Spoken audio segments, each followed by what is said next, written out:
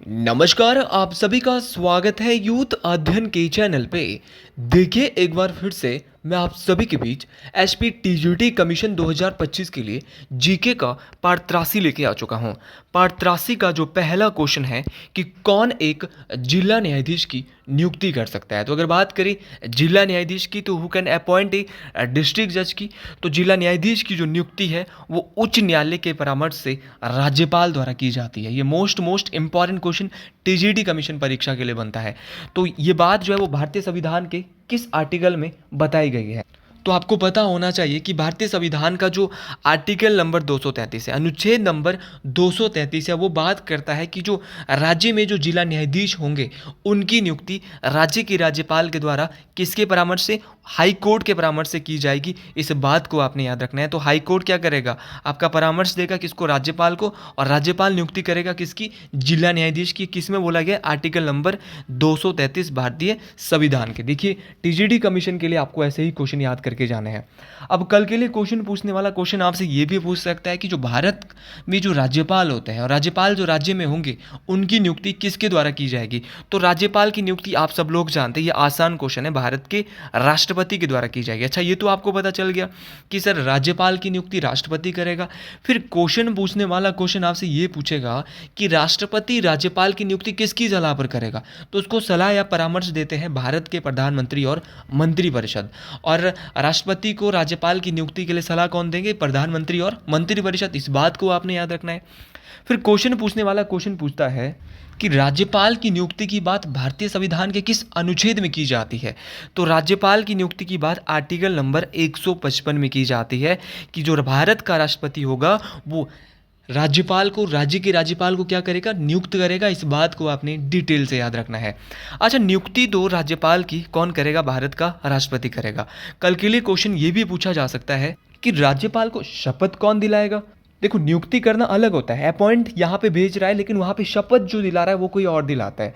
अच्छा, अगर आप भी एसपी टीजीटी कमीशन और जीबीटी कमीशन की तैयारी कर रहे हो और आप भी एक मिडिल क्लास फैमिली से आते हो और हमारे बैच के साथ जुड़ना चाहते हो, तो जुड़िए मात्र और मात्र 499 रुपीज़ मंथ में।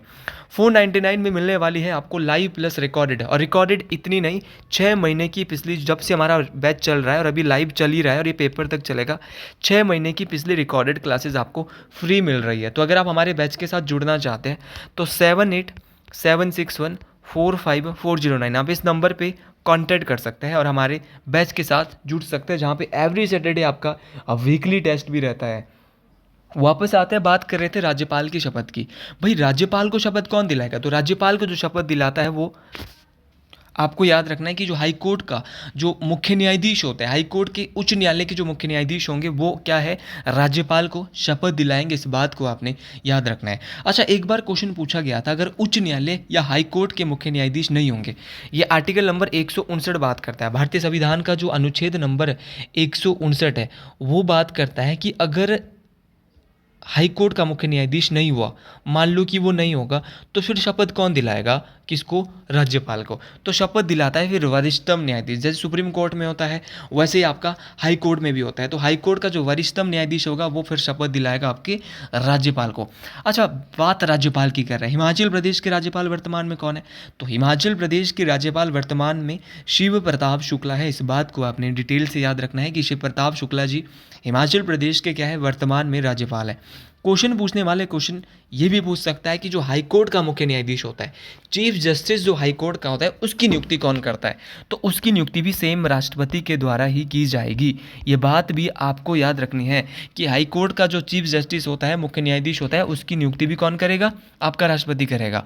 और शपथ उसको कौन दिलाएगा। देखो, जो तो हाई कोर्ट का मुख्य न्यायाधीश है वो शपथ दिला रहा था अभी तक राज्यपाल को, और राज्यपाल को कौन दिलाएगा, तो हाई कोर्ट का मुख्य न्यायाधीश दिलाएगा। तो ये दोनों बातें ये आपस में दिलाते हैं। शपथ दोनों राज्यपाल दिलाता है हाई कोर्ट के उच्च न्यायालय के मुख्य न्यायाधीश को, और उच्च न्यायालय का जो मुख्य न्यायाधीश दिलाता है वो राज्यपाल को दिलाता है। आपस में शपथ दिला रहे हैं, इस बात को आपने डिटेल से याद रखना है।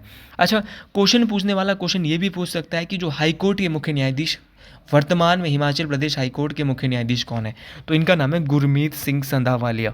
क्या नाम है, गुरमीत सिंह संधावालिया। ये नाम आपको जरूर याद रखना है, मोस्ट इंपॉर्टेंट नाम है कि हिमाचल प्रदेश का जो हाई कोर्ट है उसके वर्तमान में जो मुख्य न्यायाधीश है वो कौन है? गुरमीत सिंह संधावालिया जी है। इस बात को आपने डिटेल से याद रखना है। और अगर बात करें राज्यपाल की, तो राज्यपाल के बारे में भारतीय संविधान का जो भाग 6 है वो बात करता है, और अनुच्छेद नंबर 153 से 167 तक जो है बात की जाती है राज्यपाल के बारे में। अगला क्वेश्चन भी सेम वैसा ही क्वेश्चन है कि मुख्यमंत्री की नियुक्ति कौन करता है? The chief minister of appointed by.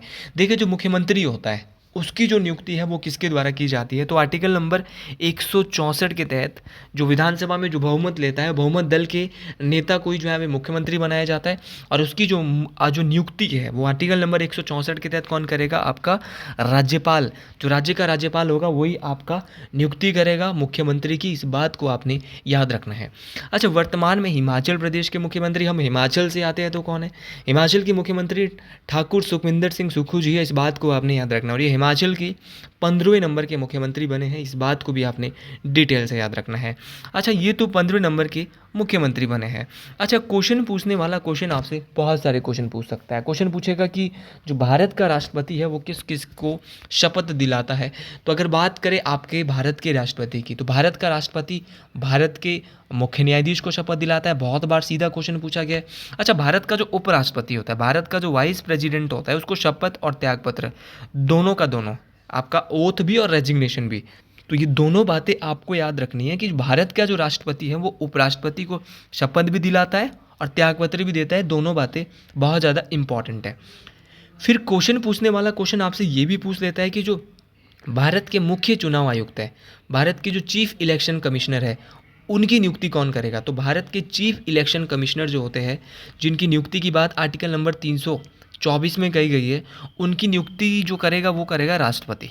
तो इनकी नियुक्ति भी राष्ट्रपति ही करता है, ये भी आपको डिटेल से याद रखना है। तो भारत के चीफ इलेक्शन कमिश्नर, सीधा क्वेश्चन आएगा, भारत के मुख्य चुनाव आयुक्त की नियुक्ति कौन करेगा? राष्ट्रपति। भारत के महान्यायवादी जो होते हैं, आर्टिकल नंबर 76 78 तक जो है वो महान्यायवादी की बात की गई है। तो भारत का जो अटॉर्नी जनरल होता है, महान्यायवादी होता है, उसको भी शपथ कौन दिलाता है? भारत का राष्ट्रपति दिलाता है। ये भी आपको याद रखना है।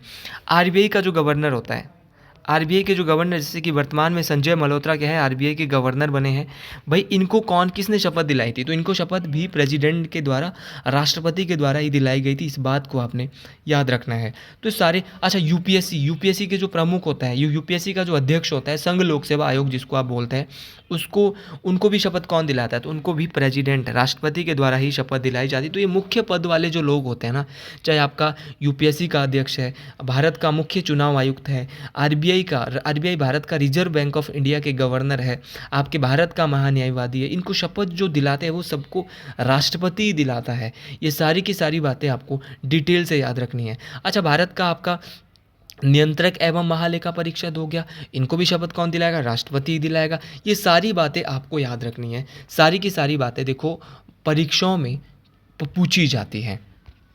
अगला प्रश्न बहुत ही इंटरेस्टिंग प्रश्न यहाँ पे आपके सामने आ रहा है। टीजीटी कमीशन में यहाँ से या जेबीटी कमीशन में प्रश्न पूछने के चांस है, क्योंकि मैं हाई लेवल में आपको ये वीडियोज़ में बताता हूँ और बेहतरीन तरीके से आप मॉक लगाओ या ना लगाओ, आपको यहाँ पे विदाउट मॉक भी बहुत अच्छी प्रैक्टिस होने वाली है। और बहुत जल्द हम एक टेस्ट सीरीज इस परीक्षा के लिए तैयार कर रहे हैं, जिसको बनाने में बहुत ज़्यादा समय लग रहा है। उसमें प्रीवियस ईयर क्वेश्चन पेपर, उसमें नए नए क्वेश्चन पेपर, करंट डाटा से करंट अफेयर, बहुत बेहतरीन टेस्ट सीरीज हमारी तैयार हो रही है, जो कि अभी जिसको तैयार होने में भी 1 महीना और लग सकता है।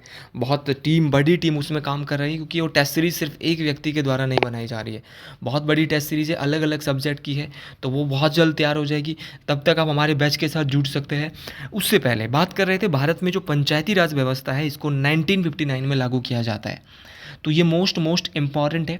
अच्छा, पंचायती राज व्यवस्था को अगर एग्जैक्ट कहूँ भारत में कब इसको लाया जाता है, तो भारत पे इसको 2 अक्टूबर 1959 को लाया जाता है। और 2 अक्टूबर 1959 को इसको कहाँ से लाया जाता है? तो राजस्थान के नागौर ज़िले से। तो राजस्थान का जो नागौर ज़िला है वहीं से पंचायती राज व्यवस्था को सर्वप्रथम लागू किया जाता है। अच्छा, ये बात तो आपको पता चल गई कि राजस्थान के नागौर जिले से। अच्छा, जब पंचायती राज व्यवस्था को लागू किया तो भारत का प्रधानमंत्री उस समय थे पंडित जवाहरलाल नेहरू, और इनके द्वारा ही पंचायती राज व्यवस्था को राजस्थान के नागौर जिले से शुरू किया जाता है। जो पंचायती राज व्यवस्था है वो किसकी सिफारिश पर त्रिस्तरीय व्यवस्था वाली बनी थी? तो ये बनी थी बलवंत राय मेहता समिति। ये बलवंत राय मेहता समिति वही है जो कि 1957 के आसपास इसकी स्थापना होती है। इसने पंचायती राज के 3 लेवल, 3 लेवल इसने कौन कौन से कहे हैं, तो पंचायती राज के इसने 3 लेवल, और जो पंचायती राज में जो त्रिस्तरीय ढांचे का जो यहाँ पे जो प्रावधान किया गया था, वो 73वां संविधान संशोधन जो हुआ था 73 कॉन्स्टिट्यूशनल अमेंडमेंट के तहत किया गया था। और ये बलवंत राय मेहता जो समिति है उसकी सिफारिश पर किया गया था। इस बात को आपने डिटेल से याद रखना है। इसमें आपका ग्राम स्तर पर ग्राम पंचायत होता है, आपका पंचायत स्तर पर पंचायत समिति होता है, और जिला स्तर पर आपका जिला परिषद होता है, जिसके अलग अलग चुनाव भी होते हैं। इस बात को आपने याद रखना है, मोस्ट इम्पॉर्टेंट है। अच्छा, अगर बात करें सीधा सीधा क्वेश्चन, देखो कमीशन में कोई सा क्वेश्चन भी पूछा जा सकता है। क्वेश्चन पूछेगा कि अशोक मेहता समिति किससे संबंधित है, तो अशोक मेहता समिति की बात करें तो अशोक मेहता समिति जो है वो आपके पंचायती राज से संबंधित है। अशोक मेहता समिति का जो गठन हुआ है वो 1977 ईस्वी में हुआ है, ये भी आपको डिटेल से याद रखना है। और अशोक मेहता जो समिति है वो द्विस्तरीय पंचायती राज व्यवस्था की बात करती है। तो अशोक मेहता समिति कितने स्तरीय पंचायती राज की बात करती है, द्विस्तरीय पंचायती राज की बात करती है। इस बात को आपने याद रखना है। अच्छा, ये बात आपको पता चल गई। फिर क्वेश्चन पूछा जाता है, क्वेश्चन पूछने वाला क्वेश्चन पूछता है कि जो आपका 73वां संविधान संशोधन 1992 है वो किससे संबंधित है, तो वो आपका किससे संबंधित है, आपका पंचायती राज से है। भारतीय संविधान का भाग 9 जो है वो पंचायती राज से जुड़ा है। सीधा क्वेश्चन पूछा जाता है। क्वेश्चन पूछने वाला क्वेश्चन आपसे ये भी पूछता है कि किस अनुच्छेद से किस अनुच्छेद में आपका जो पंचायती राज की बात की गई, तो आर्टिकल नंबर 243 के क से ण तक, तो क से ण तक, या इसको ए से ओ तक भी बोल सकते हैं। इस बात को आपने याद रखना। तो क से ण तक जो है वो बात की जाती है पंचायती राज की। और भारतीय संविधान की जो 11वीं अनुसूची है वो भी जो है वो पंचायती राज के तहत ही जो है भारतीय संविधान में जोड़ी जाती है, भाग 9 अनुसूची नंबर 11। इसके अलावा एक पंचायती राज की एक समिति और है जिसका नाम है आपका पीवी के राय समिति। तो पीवी के राय समिति किससे संबंधित है, तो पीवी के राय समिति भी पंचायती राज से संबंधित है। एक है एल.एम. सिंघवी कमेटी, तो एल.एम. सिंघवी कमेटी भी पंचायती राज से संबंधित है। पीवी के राय समिति की स्थापना होती है 1985 में, ये बात आपको याद रखनी है। और दूसरे और एल.एम. सिंघवी समिति की जो स्थापना होती है वो 1986 में होती है। इस बात को आपने याद रखना है। अच्छा, ये सारी की सारी बातें मोस्ट इंपॉर्टेंट है। अब क्वेश्चन पूछने वाला क्वेश्चन पूछता है कि सबसे पहले पंचायती राज अधिनियम कब पारित किया गया। देखो पंचायती राज तो 2 अक्टूबर 1959 को राजस्थान के नागौर जिले से शुरू हो गया, लेकिन एक पंचायती राज अधिनियम भी भारत में आता है। और पंचायती राज अधिनियम की जब भी मैं बात करता हूँ तो पंचायती राज अधिनियम भारत में 2 सितंबर, बहुत बड़ा क्वेश्चन ये हो गया लेकिन जानकारी बहुत सारी की सारी इंपॉर्टेंट है। 2 सितंबर 1977 को भारत में, 1977 नहीं, 2 सितंबर 1959 को, 2 सितंबर 1959 ईस्वी को भारत में पंचायती राज जो अधिनियम है इसको जो है वो क्या है आपका पारित किया जाता है। अच्छा, ये बात आप जो है वो समझ गए। फिर क्वेश्चन पूछने वाला क्वेश्चन आपसे क्या पूछता है, पहले तो इसको पारित किया जाता है पंचायती राज अधिनियम को, फिर बाद में ये पंचायती राज अधिनियम अस्तित्व में कब आता है, तो अस्तित्व में ये पंचायती राज जो अधिनियम है ना भाई वो 25 अप्रैल 1993 को आता है। ये भी आपको याद रखना है। अगर आपको ग्राम पंचायत का सदस्य बनने हेतु चुनाव लड़ना है तो आपकी उम्र कितनी होनी चाहिए, कमीशन में ऐसे क्वेश्चन जरूर पूछे जाएंगे। तो आपकी उम्र जो है वो कितनी होनी चाहिए, 21 वर्ष। अगर आप ग्राम पंचायत में चुनाव लड़ना चाहते हैं तो कम से कम आपका उम्र 21 वर्ष होनी चाहिए। यहाँ पे जो ग्राम पंचायत के लिए जो कार्यकाल होता है वो 5 वर्ष होता है यहाँ पर भी। और भारतीय संविधान में जो पंचायती राज है वहाँ पर महिलाओं के लिए सभी स्तरों पर कितना आरक्षित किया गया है, तो महिलाओं के लिए यहाँ पे जो है 1/3, महिलाओं के लिए 1/3 का मतलब है कि 33% सीटें महिलाओं के लिए पंचायती राज में आरक्षित होती है। इस बात को आपने याद रखना है। और पंचायती राज के अधिकार क्षेत्र में कुल कितने विषय है, तो याद रखना है 29 विषय है। ये क्वेश्चन भी आपको परीक्षाओं में पूछा जा सकता है। हर एक प्रश्न परीक्षाओं के लिए कीमती होने वाला है, परीक्षाओं में आने वाला है। अगले क्वेश्चन की ओर बढ़ते हैं कि अगला क्वेश्चन है कि समवर्ती सूची में समाविष्ट है। अगर बात करें समवर्ती सूची की तो इसमें समाविष्ट है, क्या समाविष्ट है समवर्ती सूची में, कितने विषय हैं। अगर समवर्ती सूची की बात करें तो समवर्ती सूची में जो है वो वर्तमान में 52 विषय है। ऑप्शन नंबर ए बिल्कुल सही हो जाएगा। लेकिन पहले कितने विषय होते थे, क्वेश्चन ये भी पूछा जा सकता है। समवर्ती सूची में पहले जो विषय होते थे वो वो जो होते थे वो आपके 47 विषय होते थे, लेकिन वर्तमान में 52 विषय हो चुके हैं। दूसरा आता है आपका राज्य सूची। 3 सूचियाँ होती है। भारतीय संविधान के 7वें अनुसूची में 3 सूचियों की बात की गई है। संघ सूची, जहाँ पे कानून बनाने का काम सिर्फ केंद्र सरकार का होगा। दूसरी होती है आपकी राज्य सूची, जिसको स्टेट लिस्ट कहा जाता है, जहाँ पर राज्य सरकार ही कानून ज़्यादातर बनाती है। और तीसरी है समवर्ती, जहाँ पे राज्य भी और आपका केंद्र भी दोनों जो है वो कानून बनाता है। तो बात करें आपकी इसके बाद राज्य सूची की। सर, राज्य सूची में कितने विषय हैं? राज्य सूची में वर्तमान में 61 विषय है। पहले जो है वो राज्य सूची में वो 66 विषय हुआ करते थे, लेकिन वर्तमान में अब ये कम होकर कितने हो गए? 61 हो गए हैं। उसी प्रकार आपका संघ सूची में बहुत ज़्यादा विषय है। पहले संघ सूची में 97 विषय हुआ करते थे, लेकिन अब जो है वो संघ सूची में 100 विषय हो चुके हैं। अच्छा, क्वेश्चन पूछने वाला क्वेश्चन आपसे ये भी पूछ सकता है कि जो आपका जो पुलिस हो गया, पुलिस किस सूची में आता है? तो पुलिस आपका राज्य सूची में आता है। शिक्षा हो गया, बिजली हो गया, वन हो गया, विवाह हो गया, तलाक हो गया, ये सब किस सूची में आता है? ये समवर्ती सूची में, क्योंकि शिक्षा तो सीबीएसई बोर्ड भी दे रहा है, एचपी बोस भी दे रहा है। वन आपके इंडिया फॉरेस्ट डिपार्टमेंट भी है, एचपी फॉरेस्ट डिपार्टमेंट भी है ना। विवाह और तलाक आपके देखो दोनों लेवल पे होता है। बिजली भी देखो आपकी राज्य सरकार की भी है, केंद्र सरकार की भी होती है, तो ये दोनों ही है। जैसे कि आपका संघ सूची में आएगा रेलवे, वायुयान। अब आपने कभी ये तो नहीं सुना होगा हिमाचल प्रदेश वायुयान। आपका हिमाचल प्रदेश रेलवे बोर्ड नहीं, क्या होता है हमेशा जो होता है वो कैसे होता है? तो वायुयान हो गया, रेलवे हो गया, विदेश के मामले, फॉरेन मामले, रक्षा के जितने मामले हैं वो कौन संभालेगा? वो सारे के सारे मामले जो है वो संघ सूची में आपके आपके जो किस सूची में आता है? आपका यूनियन लिस्ट में आता है, जहाँ पे केंद्र सरकार जो है वो कानून बना सकती है। ये बात आपको पता होनी चाहिए। तो ये सारी की सारी चीज़ें मोस्ट इंपॉर्टेंट रहने वाली है। अगला क्वेश्चन थोड़ा ज़्यादा बड़ा नहीं होगा, लेकिन थोड़ा सा इंपॉर्टेंट है कि उपनिषद पुस्तक है। अगर बात करें उपनिषदों की, तो उपनिषद जो होते हैं वो पुस्तकें हैं दर्शन शास्त्र की। ऑप्शन नंबर ए बिल्कुल सही हो जाएगा। अच्छा, ये दर्शन शास्त्र की पुस्तकें हैं। कुल कितने उपनिषद होते हैं? अगर बात करें कुल उपनिषदों की, तो कुल उपनिषद जो है वो उनकी संख्या 108 है। इस बात को आपने याद रखना है। अच्छा, कुल उपनिषद की संख्या 108 है।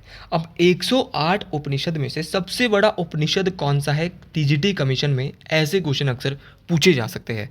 तो सबसे बड़ा उपनिषद है आपका ब्रह्मादारणायक उपनिषद। तो कौन सा है? ब्रह्मादारणायक उपनिषद जो है वो कैसा है? सबसे बड़ा उपनिषद है। इस बात को आपने याद रखना। तो ब्रह्मादारणायक जो उपनिषद है वो कैसा है? वो सबसे बड़ा उपनिषद है। मोस्ट इंपॉर्टेंट है, परीक्षाओं में काम आने वाला है। अब क्वेश्चन पूछने वाला क्वेश्चन पूछता है कि उपनिषद का मतलब क्या होता है, अर्थ क्या होता है? तो उपनिषद का अर्थ होता है गुरु के समीप बैठना। क्या होता है? गुरु के समीप बैठना। तो गुरु के समीप बैठना ही उपनिषद का अर्थ है। इस बात को आपने याद रखना है। मोस्ट गुरु के समीप बैठना या गुरु के निकट बैठना उपनिषद का अर्थ है। ये मोस्ट इंपॉर्टेंट बात है। ऐसे सबसे बड़ा उपनिषद हमने देख लिया, ब्रह्मदारण्यक उपनिषद सबसे बड़ा उपनिषद माना जाता है। अच्छा, बात करें मुंडूक उपनिषद की। मुंडूक उपनिषद जो है वो अर्थवेद का एक उपनिषद है, मोस्ट इंपॉर्टेंट है।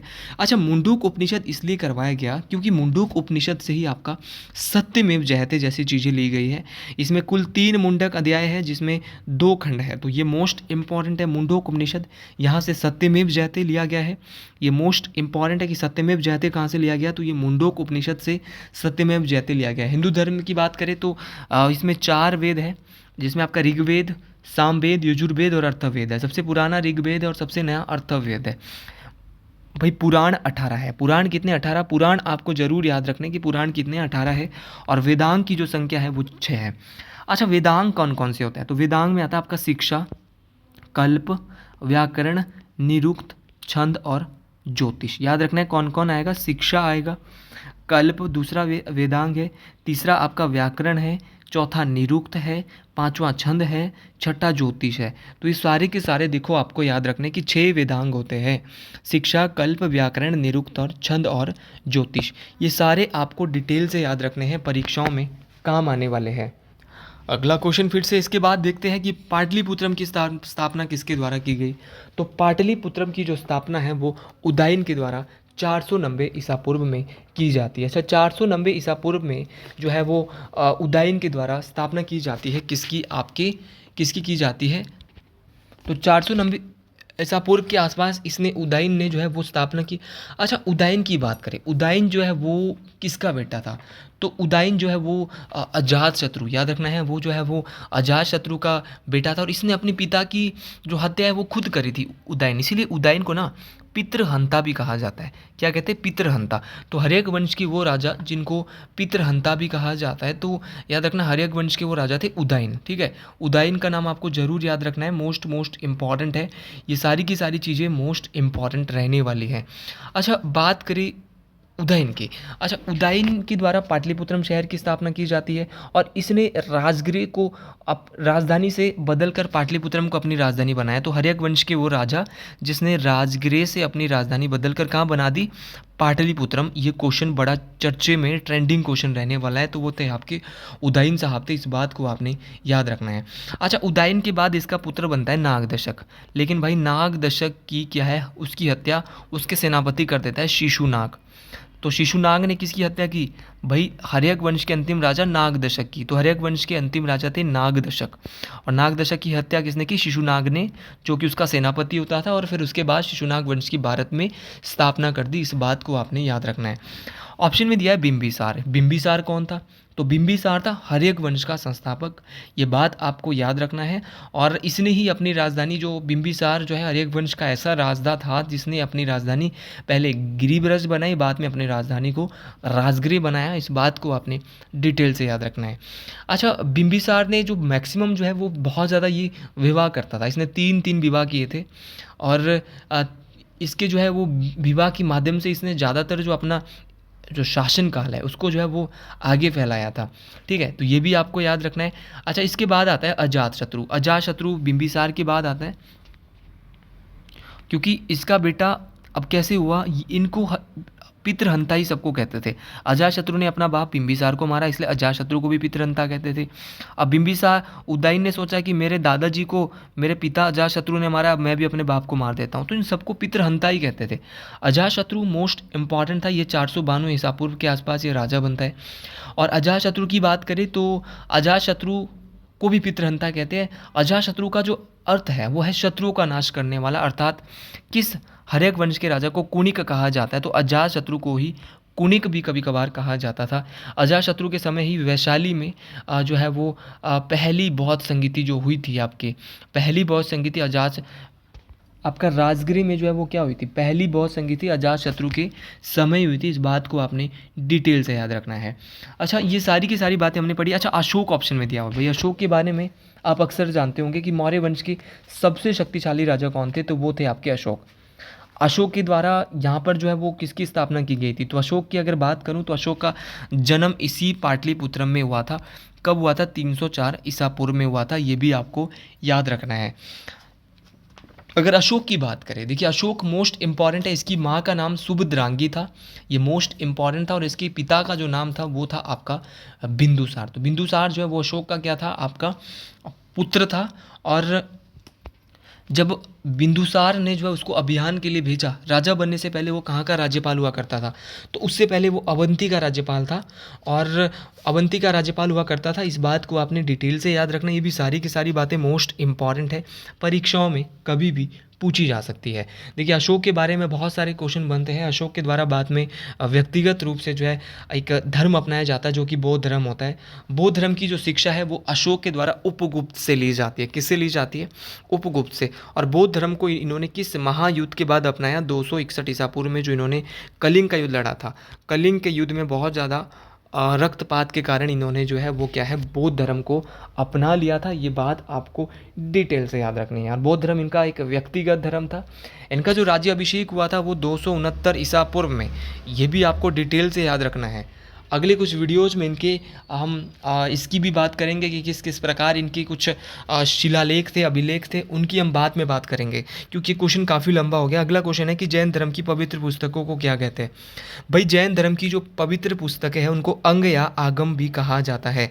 ठीक है, तो अंग या आगम जो है वो क्या है? जैन धर्म की पवित्र पुस्तकों को कहा जाता है। इस बात को आपने डिटेल से याद रखना है। आगम या आगम सूत्र भी कई किताबों में इनकी कहा जाता है। इसमें भगवान महावीर की शिक्षाएं और उनके शिष्यों द्वारा जो संकलित कुछ सूक्तियाँ हैं वो यहीं पर शामिल है।